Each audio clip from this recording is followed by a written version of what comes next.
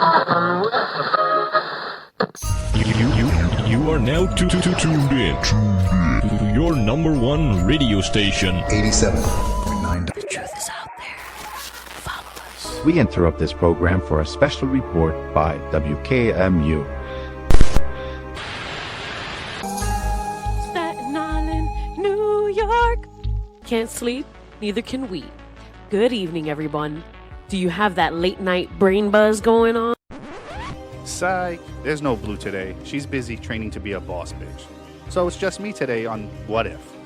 But today I have a real doozy, and we did an episode recently on quantum mechanics and whether or not it proves we live in a simulation or even if there's a God. So please check out that episode, and then you'll get a little bit more into quantum mechanics, and we'll go over some stuff like that in this episode because we needed to explain things like the Mandela Effect and other weird happenings in this world. But we do need to go over some of the basic ideas, so let's just get right into it. The truth is out there. Follow us. So here's a quick review before we get into my theory, which I think is a great theory. I haven't heard anything about it or seen anything like it. I've seen other ones that touch on this, but I'm kind of combining a whole bunch of different stuff that came to me. So a quick review of quantum mechanics and its mind-bending implications on our understanding of reality and time. It's important because time is a big feature in this story, or I don't know what you call this, but this episode. But then we will review how it applies to my theory, so be patient and get ready to learn. Quantum mechanics is a branch of physics that studies the behavior of tiny particles like atoms and subatomic particles. And at this scale, that the rules of classical physics don't apply, and strange, seemingly random things start to happen. And one of the key principles of quantum mechanics is the concept of wave-particle duality. This means that particles like electrons can exist as both waves and particles at the same time. It's the double-slit theory. It's the test where they put beams and light and then observed. It makes a pattern. We go into a little bit more in the other episode. But that's basically what it is. It can be both a wave and a particle, like a wave of light, and it also could be a particle of something else. And then one of the key principles that we have to look over is something called superposition. We went over that in the last episode. But that means that particles can exist in multiple states simultaneously, like spinning both clockwise and counterclockwise at the same time. And they're in a constant state of like a maybe, like it could be this, it could be that. So now this is where things get really weird. Quantum mechanics suggests that reality isn't fixed at the smallest scales or the smallest levels.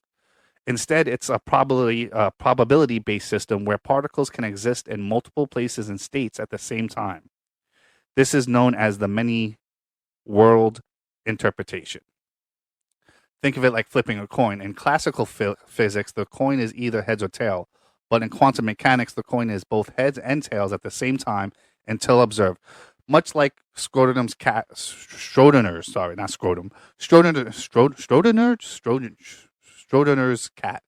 which was actually a joke based on this. Like it can be both, but you don't know until you look at it. And when we observe it, the universe decides which one it's going to be, whether it's heads or the tails. But here's the thing, though. What if our observation isn't what causes the universe to decide? What if instead our observation is just a glimpse into one of the many possible realities? This is where the idea that time, all of time, is happening in this exact moment. So while I'm recording this and you're listening to this, Caesar is getting stabbed, there's wars going on, Cleopatra is, ruling over her kingdom, George Washington's crossing the Delaware River. That's all happening at this exact moment. And according to quantum mechanics, all possible outcomes of every event are happening simultaneously in separate universes or dimensions. And then this could mean that every possibility, no matter how small or large, is happening right now. But in other words, though, the Roman Empire never fell, the dinosaurs never went extinct, and you never spilled coffee on your shirt this morning. Because in some universes or dimensions, the opposite happens. This is the concept that's known as Eternalism, where all moments in time exist simultaneously, and our experience of this time is just a journey through these moments. So in a way, quantum mechanics suggests that nature isn't real in the classical sense. Instead, it's complex webs of probability and possibilities where every outcome is happening simultaneously. And what about time? Well, let's be honest. Time is just a human construct, a way for us to make sense of our journey through the multiverse. And all time is creating new timelines. If all time is happening simultaneously, then every possible outcome of every event already exists. This means that making decisions doesn't create new timelines because they're already there. They're already happening. They're happening right now. You just happen to pick a different timeline, and that's in this one you're listening to me. So if this means making decisions doesn't create new timelines, my theory is that instead our consciousness shifts between already existing dimensions based on the decision that you made. I feel it more. It's like a thing where you do something new, like this dimension that we're living in right now. You have a preset laws of how you act and do things. When you do something out of the norm, you're going to another dimension, and you get those new possibilities. Think about it like if you read a book. Well, think of it like a vast cosmic library with infinite amount of books, where each representing a different dimension. And every time we make a decision, our consciousness jumps to a different book, one where the outcomes of that decision is a reality. And each dimension has its own unique set of possibilities and outcomes. By making decisions, we're essentially navigating through the multiverse, shifting between dimensions to find the ones that align with our desires and our dreams. This means that every possibility, no matter how big or small, is achievable. You want to be a superhero? Well, there's a dimension where you are. You want to visit Mars? Well, there's a dimension where humanity has already colonized the red planet. The idea that anything is possible becomes more than just a motivational phrase. It's a literal truth, at least according to my theory. And we just need to find the right dimensions to assess these possibilities. This theory also raises some interesting questions about free will and destiny.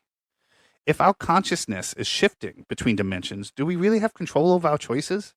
Or are we just simply navigating through a predetermined multiverse?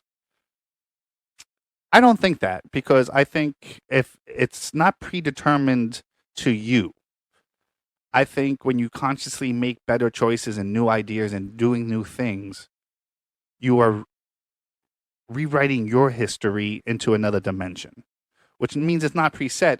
Your consciousness, your soul gets to decide where it goes. You just have to follow it. And that's why they say follow your heart, and you never know what's going to happen. So now we come to the Mandela effects.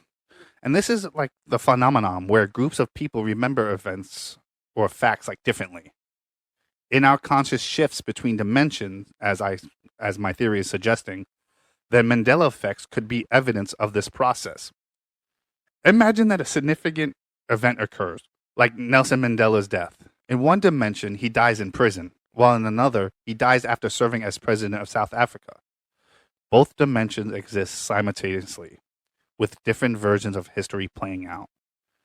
Now, suppose a group of people shift from the dimensions where Mandela died in prison to one where he died after serving president. They would find themselves in a reality where the history books and news archives all confirm the latter scenario. Their memories of Mandela dying in prison would be like a residual memory, a residual effect from a previous dimension, creating a sense of like dissonance and confusion. And they might even try to convince others of their true history, only to find out that no one else remembers it that way. Now, if you remember, I forget the name. Hold on, let me pause real quick. Spoiler alert. Sorry. I feel like the movie Yesterday was a great example of this theory. And I didn't even think about it until just now.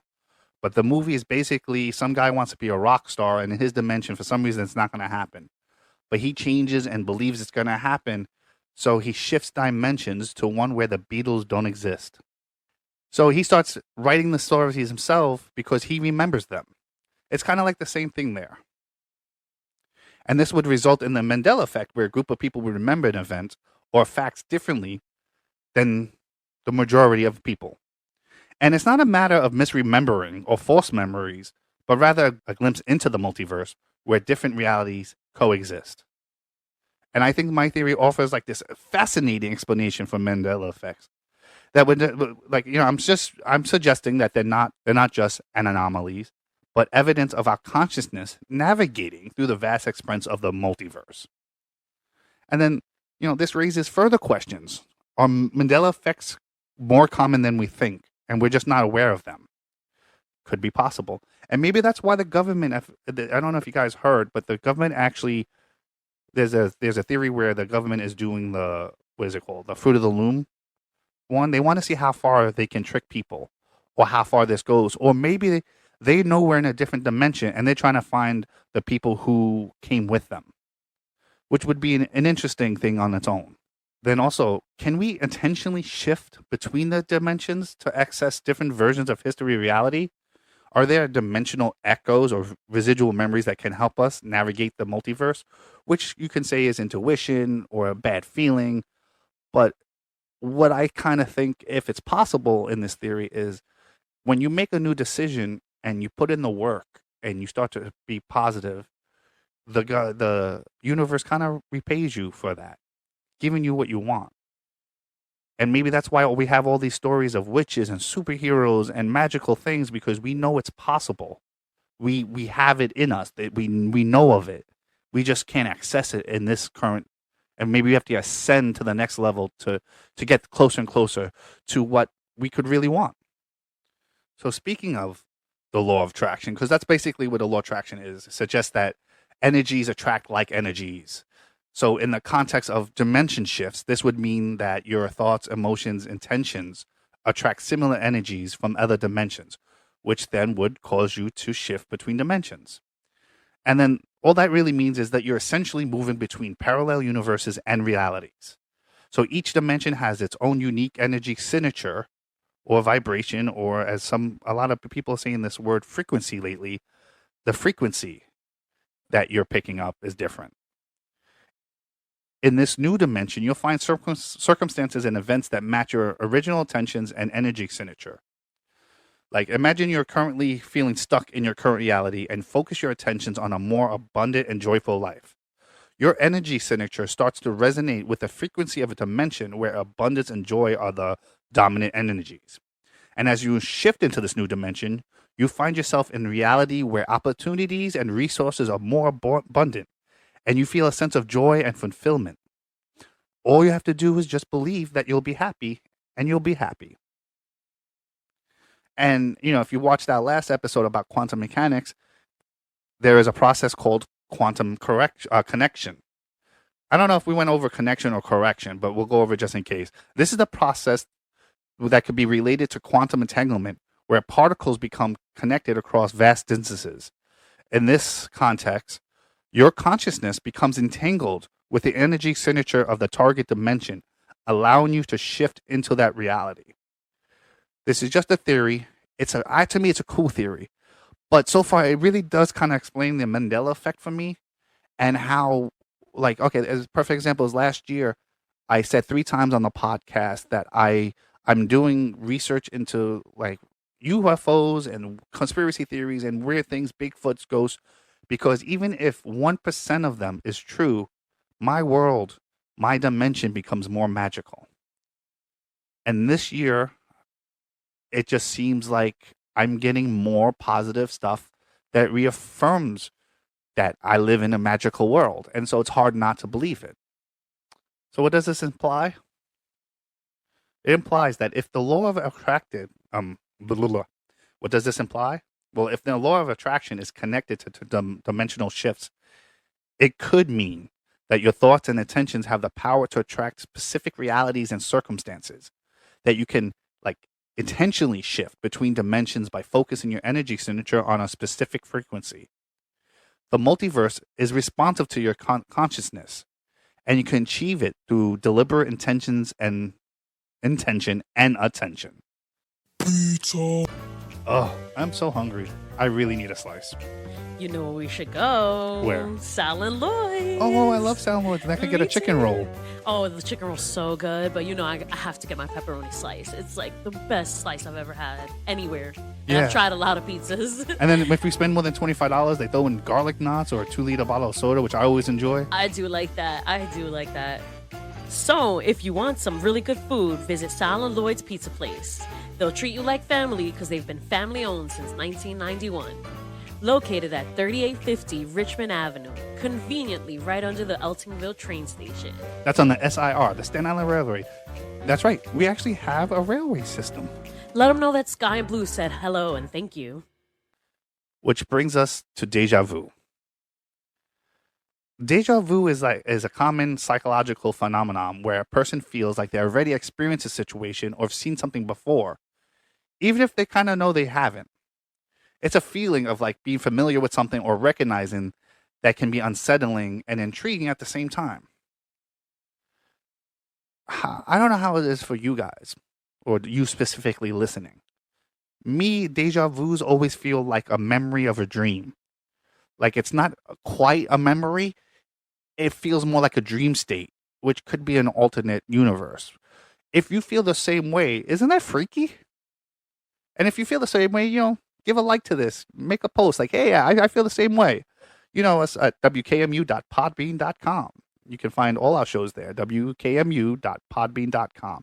Leave a like, a suggestion, comment, what have you. You'll also find our Twitter and a whole bunch of other links there.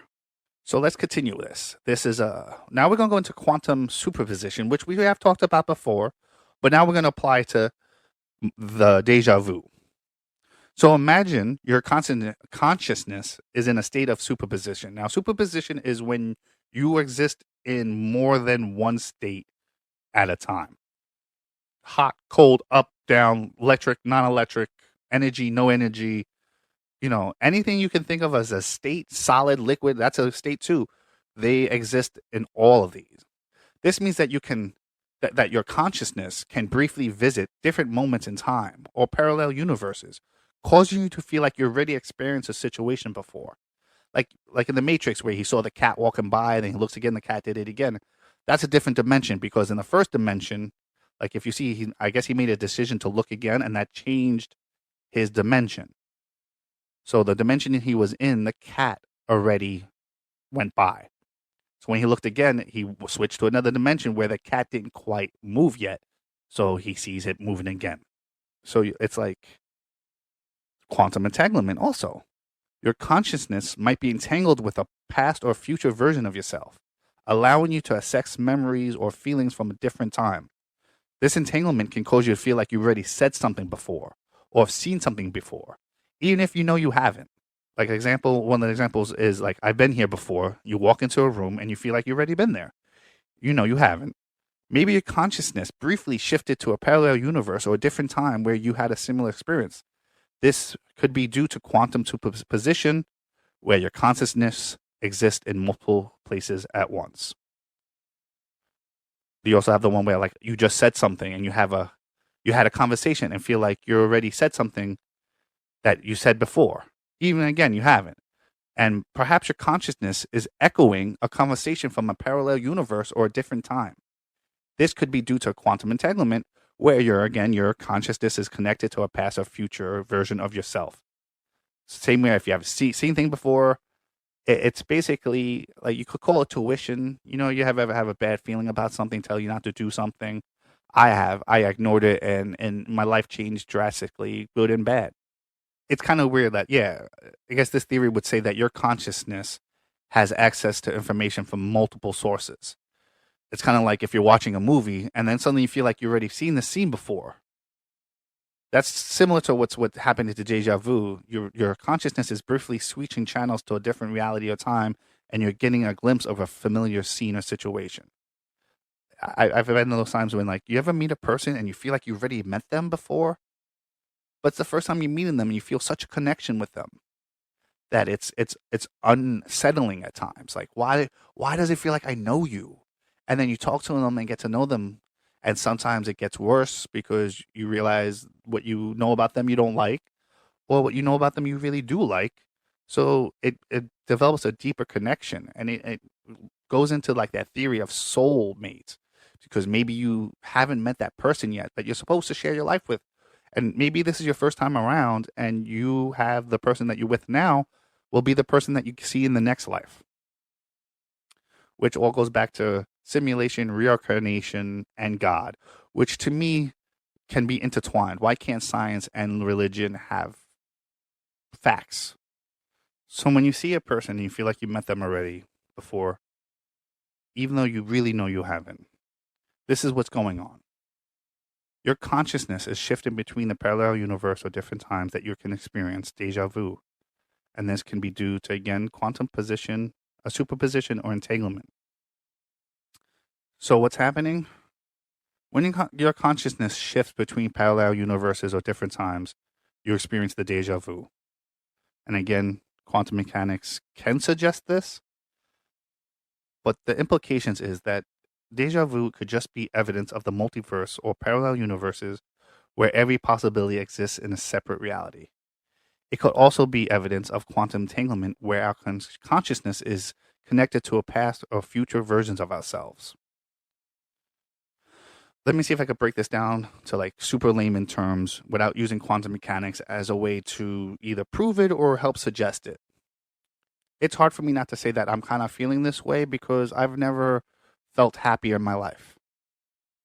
These last couple weeks with the law of attraction and positivity, and then, you know, life is becoming better and I'm becoming positive about it. And what's important is you can't just put out the good stuff and like, it's you know, it's like, you know, even with the Bible and religions, so you can't just ask God for help. You have to help him out too. Help him, help you. So as long as you're doing positive actions towards the goal, I feel like there's a strong possibility that it could happen. Just from personal experiences I've had in the past where my family's motto was, we'll get by. We'll get by. And guess what? We always get by. Even now as an adult, life has been hard and tough and it's been suffering and everything. But now I have a positive look on things and life doesn't seem that much different, but it does at the same time. All this positivity to me can just open new doors. And it's like, you know, humans are very weird. We have like this connection where we think the same, we have the same ideas, look at like pyramids all around the world. We have same ideas and somehow like we're connected. Like, you know, like we're connected to everybody. Me and you, we're spiritually either like the same person or we know each other spiritually after this life. So if you treat each other good, like you would want somebody to treat, and that's why I think a lot of these religious texts say these things, because there's some truth to it. And I just hope that what I'm saying is true, because I would love to be a superhero. I'm not going to lie. But if it could happen, there are steps that you have to take. So you're going to have to, one, envision what you want. Take the necessary steps to it. Like I started the podcasting. It's been one of the biggest differences in my life. My life has got nothing but better. And podcasting is something that's completely different from the kind of person I was. But here I am doing it. And I'm doing it with you guys. And that's great. So maybe we could break through these walls and dimensions together. And maybe I'll see you on the other side. This was What If Quantum Mechanics Explains the Mandela Effect, Deja Vu, and Others. I don't know. I completely love this episode. I really hope you enjoyed it. I know the quantum mechanics stuff can be confusing. It took me a long time to figure it out and how it applies. But I think it opens up to a whole new world. And that's all I ever wanted, was the world to feel magical. Because I think we have that in each of us. Whether we believe in religions or Bigfoot, aliens, ancient civilizations, conspiracy theories, we all have something that's extraordinary that we kind of believe in. And I think that's because deep down, our souls need it, because it knows how far it can go. And we're over here trying to get there. Maybe that's what ascension is. Maybe that's the next level. Maybe that's what it is to mean to be Buddha and try to get to the next plane. Be good, be positive, and work towards your goals. Who could stop you? So, for Blue, which I I don't know about you guys. I really missed Blue. She's such a great soundboard. I love her voice. Her voice sounds so much. I wish she could have said a lot of the stuff that I said. It would have made it sound so much better for you. We all miss her. Hopefully she'll come back. If you saw our news update, we actually had a death in the family. Her grandmother died about a week or two ago. So between her, she got promoted also at her job. She's becoming manager. So while she's managing and dealing with a death in the family, I'm doing this. And she's been super supportive, even coming on an episode of The Paranormal Pursuits.